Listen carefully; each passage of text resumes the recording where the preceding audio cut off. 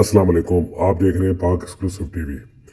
गुज़िश्ता रात governor house में एक और अहम मीटिंग हुई जिसमें MKM की आला क़यादत ने शिरकत की।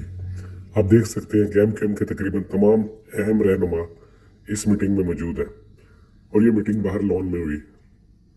मौसम भी आप देख लें और मीटिंग का टाइम भी देख लें और बाहर लॉन का वक्त भी देख लें। गवर्नर सिंध ने इसकी सदारत की। इस मीटिंग का जो मकसद बाजार नज़र आ रहा है और जो अभी तक की इतलात है वो यही है कि MKM Pakistan, PSB, doctor Farooq star मिलकर एक बार इत्तेहाद के साथ दोबारा इलेक्शन में जाने का फैसला कर चुके हैं। इसकी वजूहात क्या है? क्या गुज़िश्ता 4-5 सालों में जो कराची में हुआ और MKM के साथ हुआ, PSB के साथ हुआ या डॉक्टर फारूक स्टार के साथ हुआ, वो इलेक्शन में सब ने देख लिया? या फिर ऐसा तो नहीं है कि नए साल के साथ ही अल्ताफ भाई की वापसी का ऐलान जो किया जा रहा था वो हकीकत बनने जा रहा है?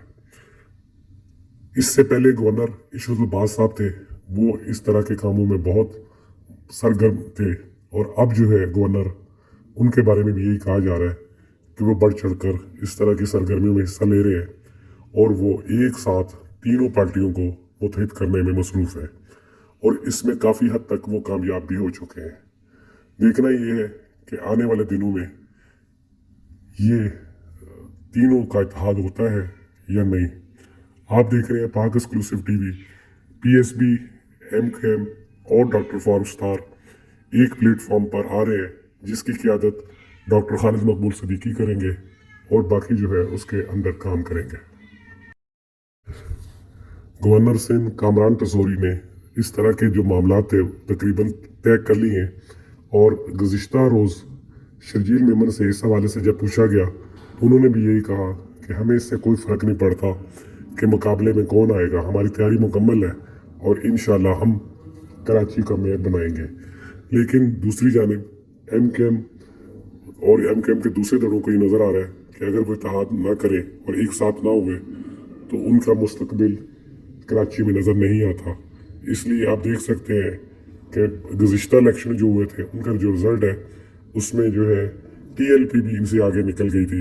इसलिए ये कहा जा रहा है कि इस वक्त जो सबसे ज़रूरी है वो इन पार्टियों का इत्तेहाद है और गवर्नर कामरान तसोरी इसमें अहम किरदार अदा कर रहे हैं। उनने तीनों दलों से बात कर ली है और इस पर बहुत तफसीली बात हो गई है और आपको अनकरीब आने वाले 2-4 दिन में ये खुशखबरी मिलेगी कि कराची की सियासत में एक बार फिर एक MKM नज़र आएगी।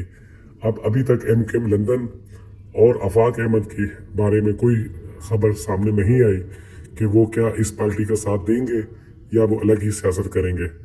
लेकिन गवर्नर सिंध जो अपने आप को मौला जट भी कहते हैं, वो कहते हैं कि मौला जट एक मुस्बत किरदार है और मैं कोशिश कर रहा हूँ कि कराची की सियासत को मुस्बत की जानिब लेकर जाऊँ। इसमें वो किस हद तक कामयाब होते हैं इसका आपको अंदाज़ा हो जाएगा आने वाले 2-4 दिन में।